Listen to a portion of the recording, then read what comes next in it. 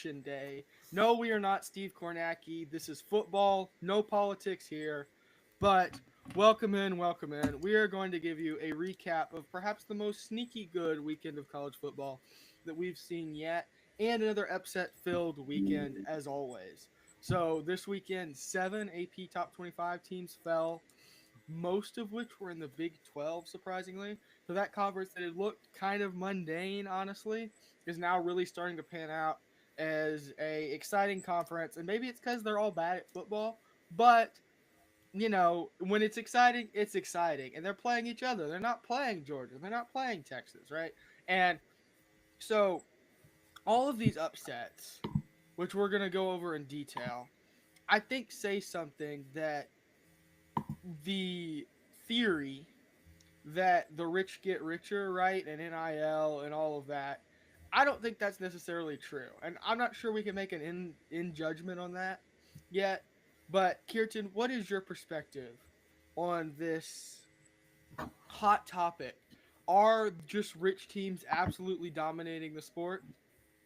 I think it's self-explanatory, and I think it is true. When you look at it, there's only been maybe a couple of shock teams when we really think about what's happening in the sport. Boise State could be one of them. But when you look at it through just a player's lens, right now a lot of players are going where the money takes them. A lot of people like to follow that route. Especially players who have had maybe harder uprisings, don't have exactly what they want. Football's their way out. Why not chase where the money is already? That way you can take care of your family members and yourself earlier on. And just in case anything happens later on the road, you don't have to worry about it. So, of course, richer teams are going to be prevailing. I mean, let's look at SMU right now. They're doing very well. A&M, UT, Georgia, all the teams that have the money are able to separate themselves.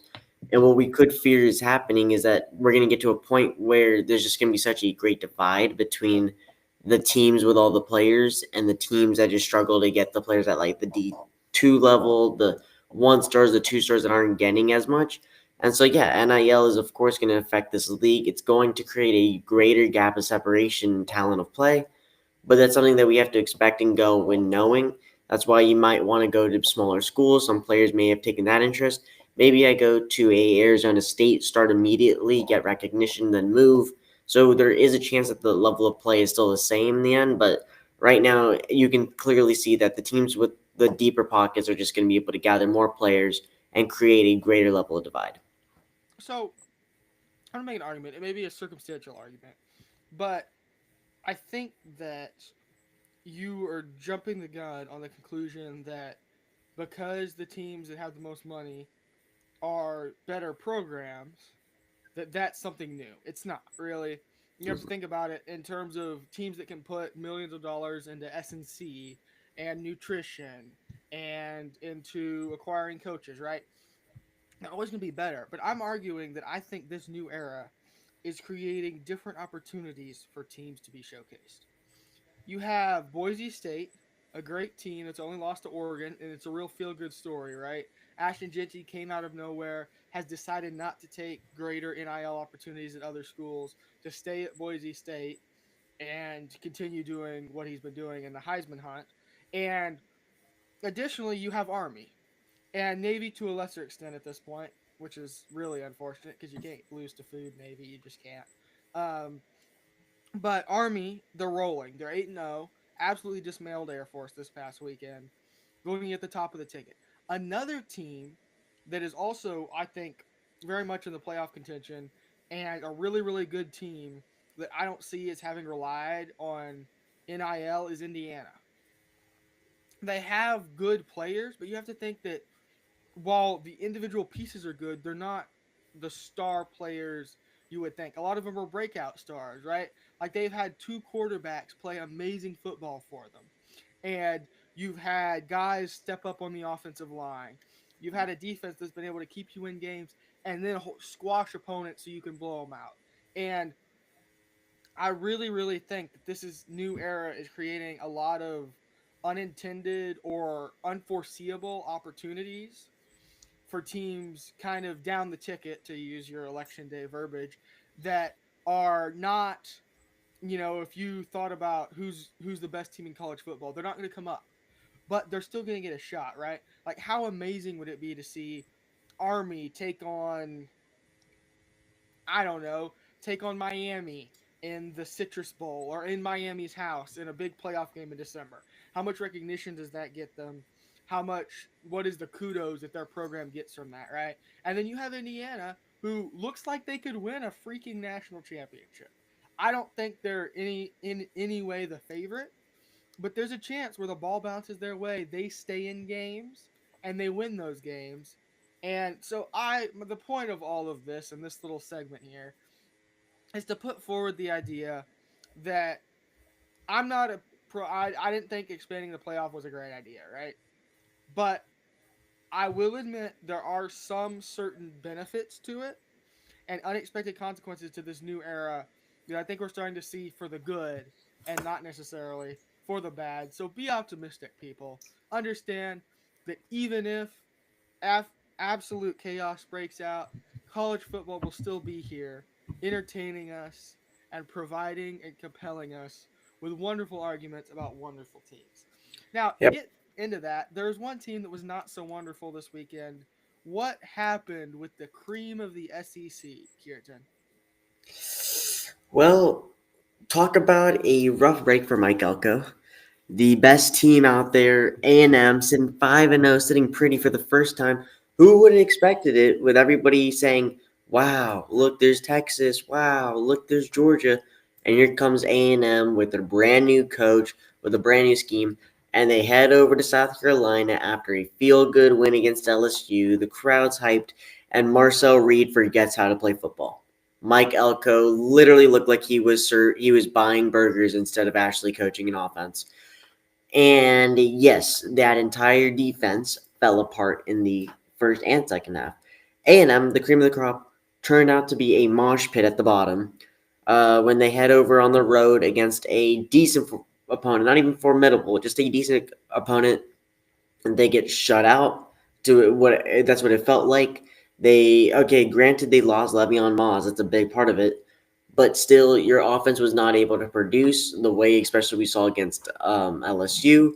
You looked slower. The entire defense would look stagnant and couldn't contain a scrambling quarterback, which seemed scary. And so they took a horrible, horrible loss on the road at South Carolina. I know my uncle was happy about that one. But the question is, where do you go from here? Now, what I've been reading about is okay, look, they've lost.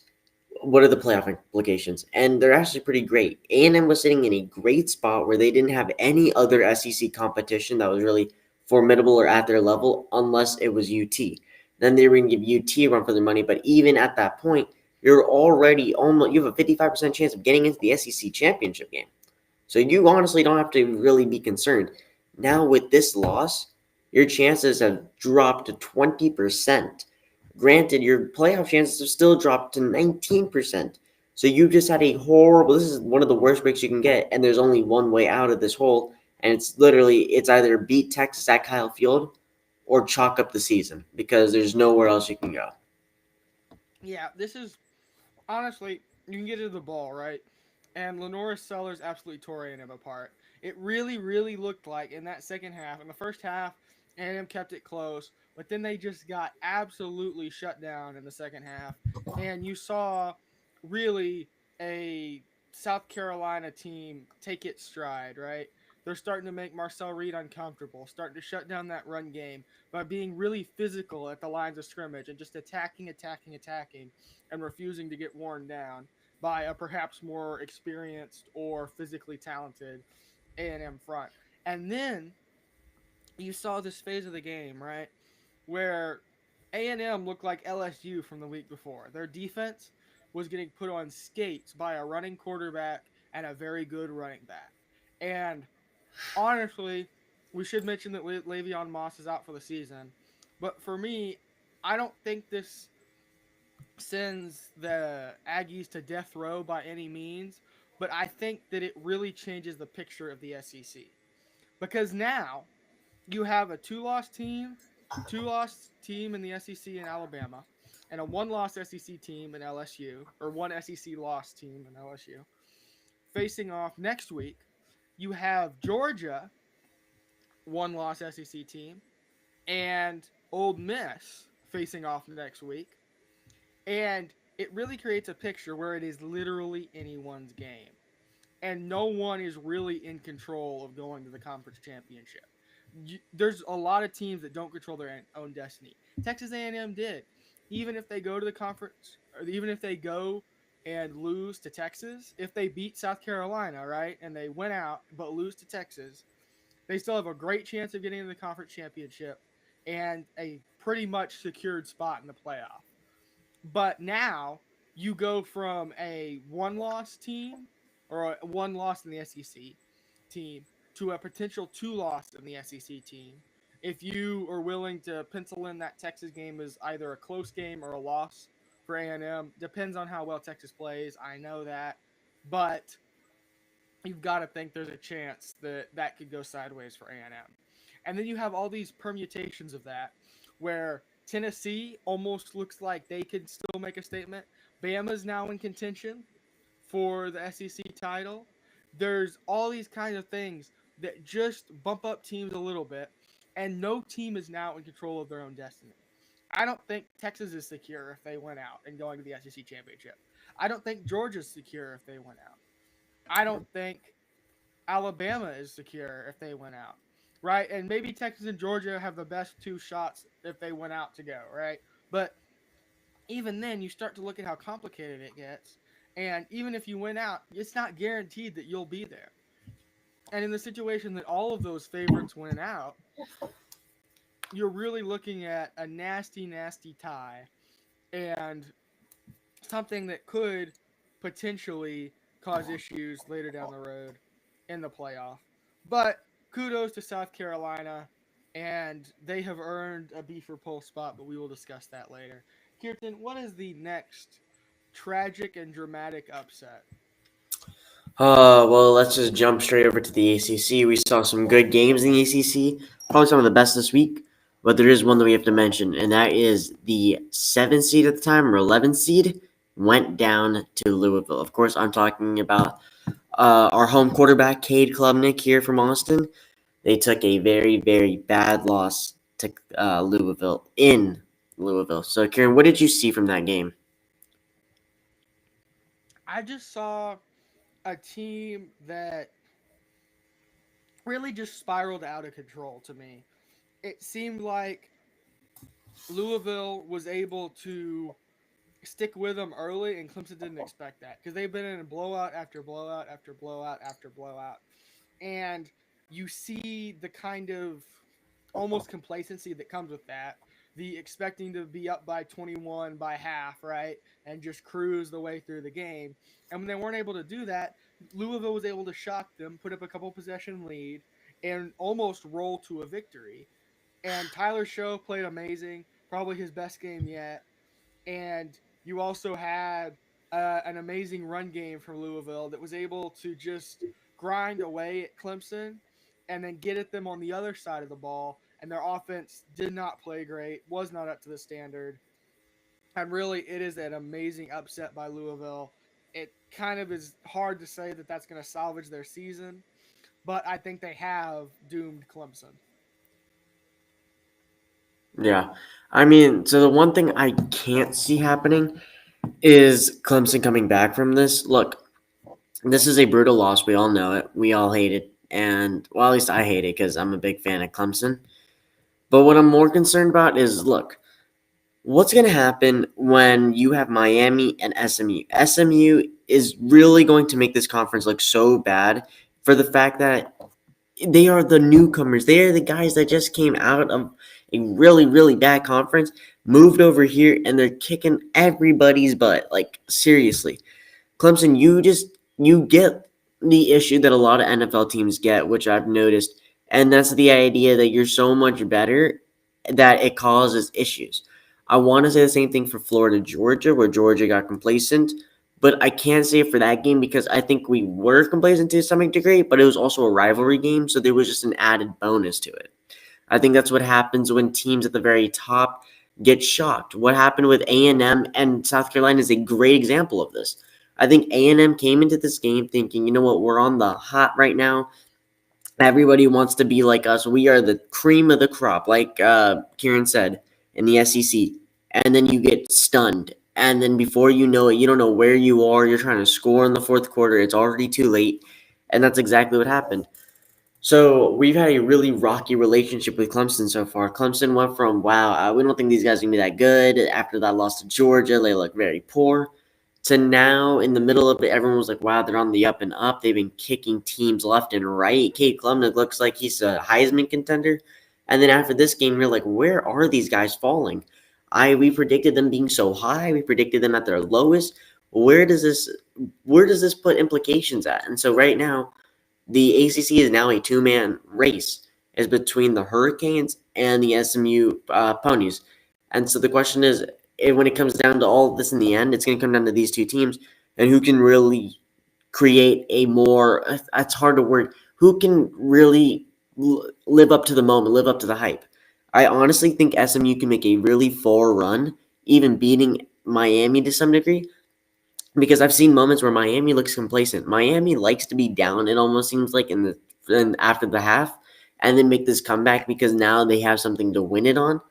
And I think SMU, the one thing that they're doing really well is that through adversity, through their Preston Stone getting benched, through all of this stuff, they've been playing 4 complete quarters of football, which we saw exactly against Pittsburgh. And I think that's what's really going to carry that team to go so far. That's why I've been so big on them all these weeks.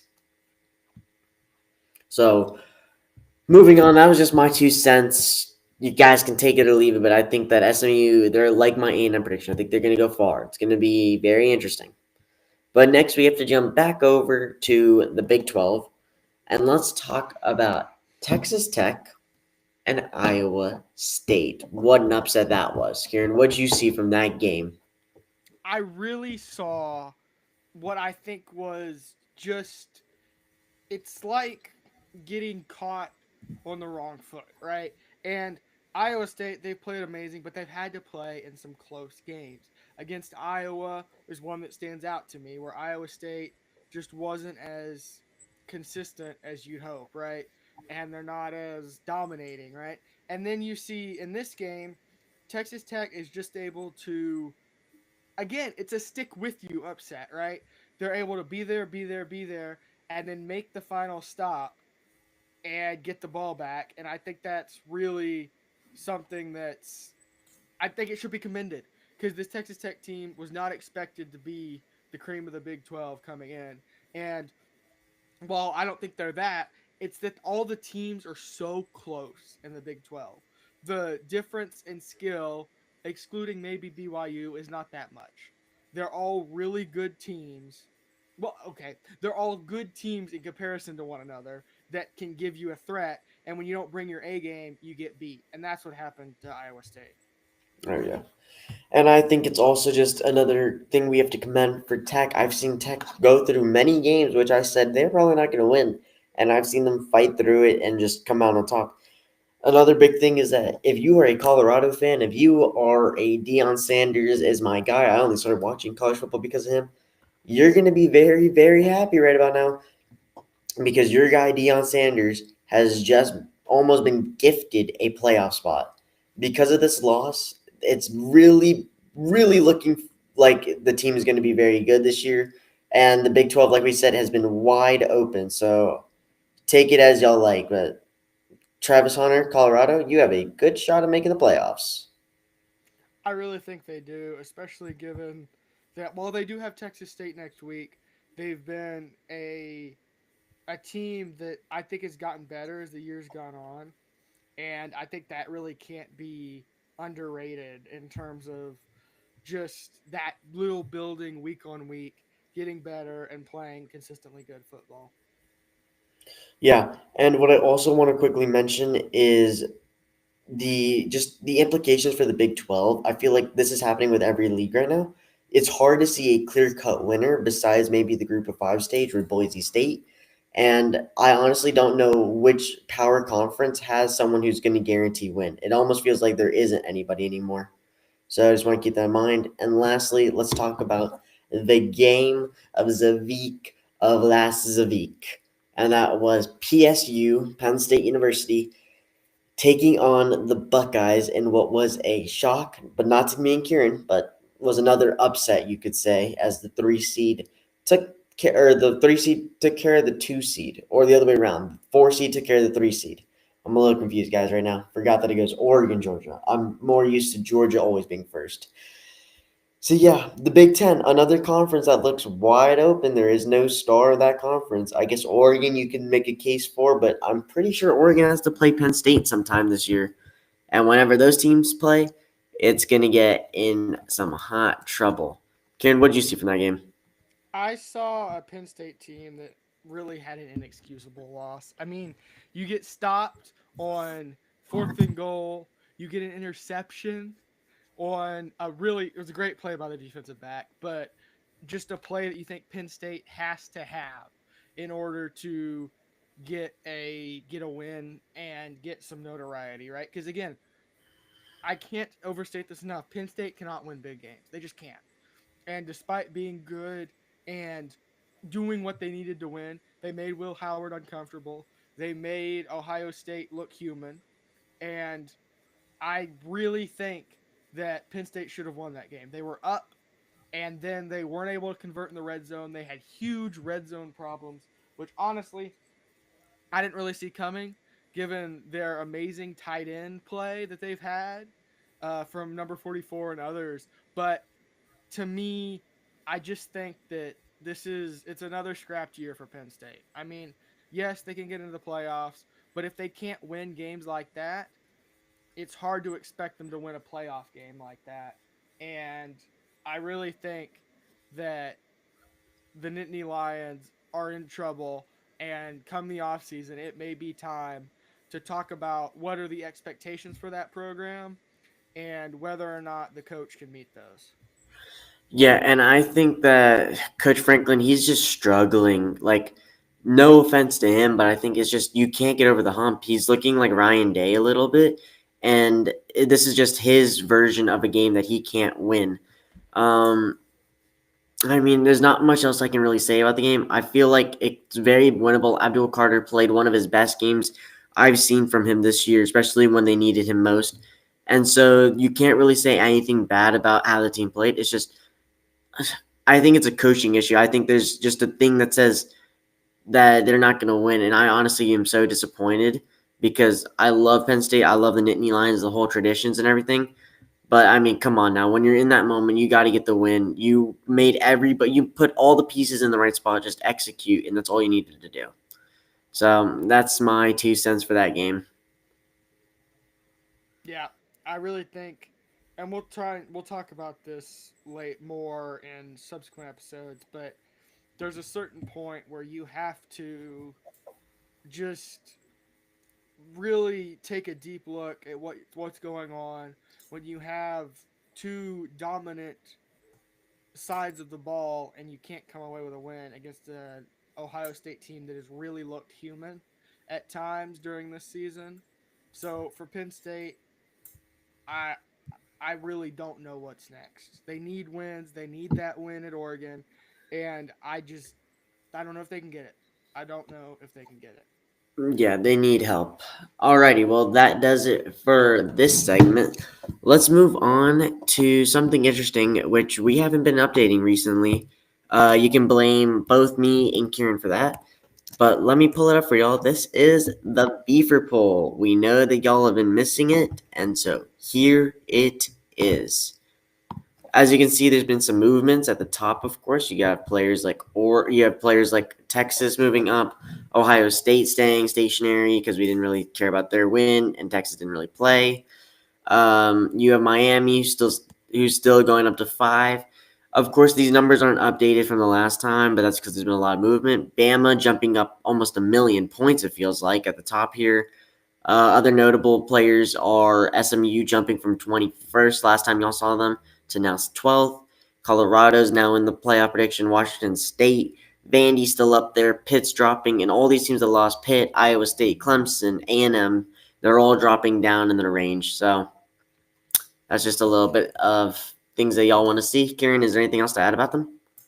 You know, I think that I'm hoping that this is a much more accurate picture than we've been able to give in previous weeks. I'm not sure that it will be, but I am confident in the Beaver poll. Notice South Carolina in at 25. Washington State is also in there because of their amazing performance in the Pac 2. And there's two of us, there's two schools in the Pac 2. You got to We pay get for him. the you got to fight for them. And South Carolina again, very dangerous team. They are, I believe, they play Vandy this week, and that will be a very interesting game of the up and comers. Yep. Okay, well, that wraps up the Beaver poll. So now y'all know where our heads are at during this week. So, lastly, what we want to cover is our predictions. Of course, the best part. If you don't remember last week, we had a very short episode. I was here for maybe 30 minutes. I think this show was very short, and we covered 3 games. Just want to say it was a clean sweep over here. K-Mac did not get any. So, yeah, kind of disappointing. Anyways, though, this week we're bringing you how many games, Kieran? Is it what? One, two, three, Five. 4, 5. The It's full slate. 5. Dang, this week is about to be very, very good. So tune in, Kieran. What is our first game? So the first game that we're gonna predict is we're the bookends or SEC games this week. The first one is Georgia at Old Miss. And this to me is a more interesting game than it perhaps should be due to one man. That one man continues to put on more eye black as the weeks roll by, hoping that somehow it'll draw the light in and help him see that guy in the other jersey that he shouldn't throw the ball to. So Carson Beck threw 3 more interceptions last week at Florida, which if you don't know, there's these things called touchdowns, right? And you want those. And there's these Yeah, things called interceptions. Those are bad. It's almost to the Dak Prescott level of the announcers being surprised that he found the guy in the right jersey. Um, and, you know, they've got problems. He's a veteran. He should be able to do better. Stetson Bennett is looking like the absolute image of Kirtan's dreams right now as he watches a veteran quarterback sell away a national championship. But we're not here to talk about that at all. We're here to talk about the matchup. And I think the reason why this could be dangerous is because Ole Miss's defensive line is dominant. And they've got, remember, Walter Nolan is there now. Remember, they've got amazing edge rushers like Jared Ivey. And you have to think that Ole Miss, if they're able to make Carson Beck uncomfortable, he's going to throw more picks. And if they can do that, they can get the ball back in the hands of Jackson Dart and their offense. And additionally, this is Ole Miss's swan song. If they don't do this, all of their NIL money will just disappear into the ether with nothing to show for it. And old Joey Freshwater will not be able to have any kind of, SEC glory that we all know is that's what he's after. So really, I think it is absolutely pertinent that Ole Miss gets this win. But I have, I don't like saying this. I have slightly more faith in Georgia. I'm saying Georgia 31-28. yep. So here's the thing. We did not play our best football against Florida, but as Kieran likes to chalk it up to, oh, maybe it was just a bad game. No, it's called playing a rival. Kieran does not know much about that because his rivals suck, and our rivals are actually good, and Okay, he now first of knows the all, level of you reason. only beat Florida because their quarterback went down, and then the quarterback that came in took a page out of Carson Beck's book. He's like, look at this veteran on the field. He's throwing it to the other team. I should do that as well, and that's why you won. Hey, you say potato, we say we beat you at home. There's not much more to it. You can't argue with me when you can't beat us. So think about what Florida is going to do to y'all this week. Just gotta leave it up there. I think that we're just the better dominant team. I think Ole Miss, their issue is that they just lose bad games and they play up to the level of competition. And I know that might not be favorable for us, and they need this win. But we need to make sure that we make playoffs, and we want to keep that 2 spot. We know if we win this week and beat Tennessee, we're almost guaranteed the 1 seed. And I think that the playoff committee would be kind of crazy if they don't give it to us and they give it to Oregon. So I think Kirby wants this just to be replay or place himself back in the level of number 1 seed. I think Ole Miss is going to need this game. It is an Ole Miss, but you can't handle Georgia. No one can handle Georgia. Texas thought they could handle us, and Texas was down 20-3 at the half. Well, We no, there is eat one these person that can teams. handle Georgia, We an eat Alabama them. team that got beat by Vanderbilt. But And you guys went toe to toe with Vanderbilt. And you lost to Georgia. And Bama got lucky. That's what you call early season jitters. When it came down to it, when we played Texas, we embarrassed them in front of 100,000 people. We're about to do the same thing at Ole Miss. Don't you Ole worry about it. Miss's stadium isn't that big. Ole Miss about to get smacked around the head. So that's my prediction. I'm gonna say 35-21. There you go. Lock it in. Moving Yep. on. Colorado and Texas Tech. So Colorado has kind of inherited the top of a very messy Big 12, and you've got to think that they can do something with it. But they have a game against a very tough Texas Tech team that is, for me, I think it's a possible trap game. And I'm a little bit worried about it if I'm a Colorado fan. Tech is coming off a big win, but it's important to remember that they were dismantled by Baylor. I believe Baylor put up 59 points on Texas Tech. So I think Colorado can win big, but I think an improved Texas Tech team will keep it close, 31-28. See, and I agree totally with Kieran on this one, except for the fact that I don't think it's going to be close. I think Colorado actually has this game in the bag. I think the one good thing uh, that Coach Prime is going to be able to do is say, look, right now we got gifted. We don't deserve to be here right now. We lost a game. We lost a conference game. And so we don't even deserve to be especially at the top of this league right now. That's what I would say if I was Coach Prime. However, there's so many other people that are going to say, oh, well, you shouldn't have lost, blah, blah, blah, blah. Like, you shouldn't be mad at your team for playing this poorly, or you shouldn't be mad at your team for being number 1 at the top. But what I think is going to happen is that he's going to say, look, gentlemen, we're playing a team that dismantled the 11th seed. We have never even seen a seed higher than 20 before in our lives. So why don't we lock in together, work our hardest, and win a game? And I think that's exactly what he's going to do. I think that's why I have Colorado winning 31-17. There you go. So the next game we've got is Clemson and a battered Virginia Tech team. So Clemson, obviously, on a slide of epic proportions, straight into a Virginia Tech team that has gotten good wins this year, but has also struggled. I think that Virginia Tech is going to give Clemson their all, just from it's kind of Clemson season's pretty much done, right? There's not a whole lot that you can reasonably expect out of them in terms of ACC championship, but at least they'll have the consolation of beating a okay Virginia Tech team.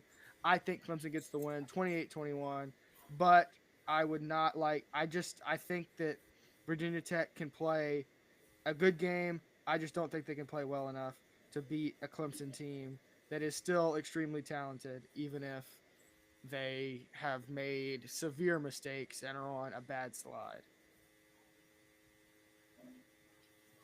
Yeah. So here's the one thing I have to say. I think Clemson, it's not a bad slide. I think that Clemson's just struggling in the moment because, again, they got caught up. They said, oh, we're too good for this team. And that's their biggest downfall right now. So I wouldn't necessarily just chalk it up saying that they're bad. I would say that they are in the right spot to be in. I think that they just had a bad loss in Louisville and that they overestimated their level of competition. And I would honestly just keep it at that. I'd say no hurt, no foul. I'd say, look, guys, we got to come back stronger next week. This was a poor showing of who we are. We don't deserve to be in the position that we are in right now. So I think they're going to be back for sure. I think they're going to be much stronger. I think they're going to take care of business 31-7. I have a really strong feeling that the defense is going to have to step up here, and they will. There you go. So now we move to another dramatic SEC game, South Carolina and Vanderbilt. This is the upstart showdown, the Cellar and the Pavia, absolutely ready to lay it all on the field. So for me, the biggest question in this game is, can that South Carolina pass rush get home? We saw them be devastating against A&M in the second half, and if they can do the same against Vanderbilt, I think it's a South Carolina win. Really? I actually have a total polar opposite opposing idea. I think Vanderbilt's going to crush them here. I think what's going to happen Really? is that Vanderbilt I think Vanderbilt is still holding on to that feeling of being the underdogs. They're still the team up and rising, and I think what we're going to see here is a good old fashioned A&M battle where A&M is going to be like, "Oh guys, we thought we were going to win," and that's the same thing that South Carolina is going to say. South Carolina, like, "Oh, we're just as good as A&M. We beat the heck out of them." Well, you're in for a rude awakening if you really believe that, because you only beat one team, and they were starting a true freshman quarterback. Granted, he beat LSU, but anything could happen. I think that Vandy is proving that they belong in the just vicinity of the Bamas, the Georgias, the SEC top echelon, and not being bullied like how me and Kieran made a whole tier for them called Vandy on our tier list. If any of y'all remember the SEC tier list, we created a tier list called Vanderbilt. No offense to Vanderbilt. I think you guys took that personally. We apologize.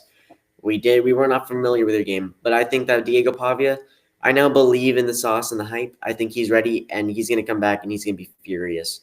So expect them to win.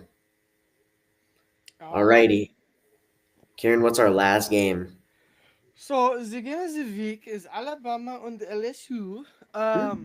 This is the reason this is the game of the week and not Georgia Ole Miss, despite Georgia Ole Miss being a great game, is that this is a playoff elimination game. This is for me. Kalen DeBoer is in his hoodie, much to the chagrin of the Bama fandom, and he is sitting over a bomb, like James Bond of college football. And he clips the wrong wire. They lose to Vandy.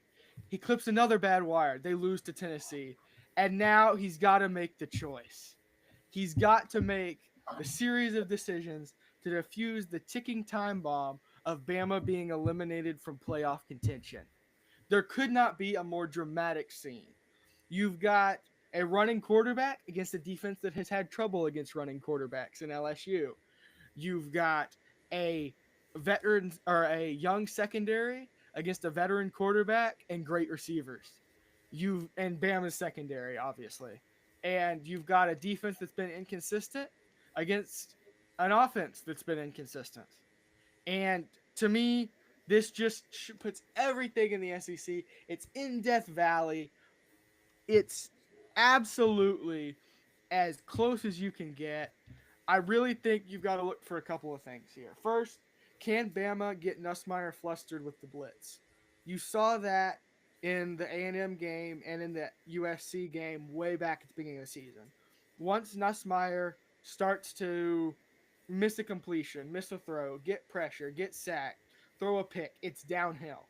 He has a hard time correcting a slide. And teams that can put him into a slide tend to do much better than teams that can't. And if Bama can put Nussmeier into a slide, I think Bama wins the football game. If they can't get him into a slide, I think LSU is able to pull it off because I still am not sure how much I trust Jalen Milroe and co. when faced with a decent defense and a big game. But nonetheless, I'm going to pick Alabama 35 to 31. Well, I'm actually going to go total opposite view. And the reason I say this is not just to contradict Kieran. I think it's because Bama is ready to lose. I feel like this has been manifesting for a century. It almost feels like it's been for a decade. Everyone's been ready for this moment, and it's finally here. LSU gets to give the final blow to Nick Saban's team, to the Bama Crimson Tide. You're telling me that LSU is going to be given that gift to put them to bed? I think this is about to be insane. I think that they just came off of a horrible loss to LSU. They need a crucial SEC victory, or They came off a crucial loss to A&M. They need a crucial SEC victory. What better than a victory against Bama to bring it home? Just so you up yourself into the best position of the SEC, and better yet, you take care of business against Nick Saban's team, and you take care of your nemesis. What is better than that? So give me LSU 38-35, a good old fashioned Tiger victory. All right. Well, you have to wait till Saturday to see the results of our election day predictions. And honestly, thank you for watching. It's been a great episode. We're going to start throwing in more interesting segments, more mix and match a little bit, making every episode unique and hopefully some individual videos, but we've promised that before and been wrong. We're kind of like I don't know, what team always tries to live up to expectations and can't? I'm imagining Texas. something. Oh, there you go. Perfect. We're like the Texas of college football podcasts. Or Dallas Not that we Cowboys. can't live up to the expectations, we just don't. And Yeah, we're on like the that, Cowboys. yeah, and on that unfortunate note, it is time to end this episode of the Beyond the Snap podcast. What are your final words, Kirsten? Sorry, final thoughts, not final words. How about that one? Final words were probably going to be Arthomimus, but I will go with final thoughts. Georgia wins. LSU sends Bama home packing, and everybody hates DeBoer. And lastly,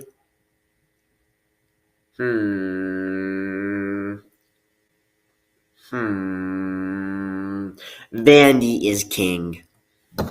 There you go. That's a very interesting trilogy, all SEC based. The bias is out in full swing. Oh yeah, All right. Well, again, as I've said, that concludes this wonderful episode of your favorite podcast because we know it is. it Have just has a to be. wonderful day, night, morning, or evening, whichever you are currently experiencing. Peace. That was a good episode. Yeah. We need to do something to make them longer, though. Josh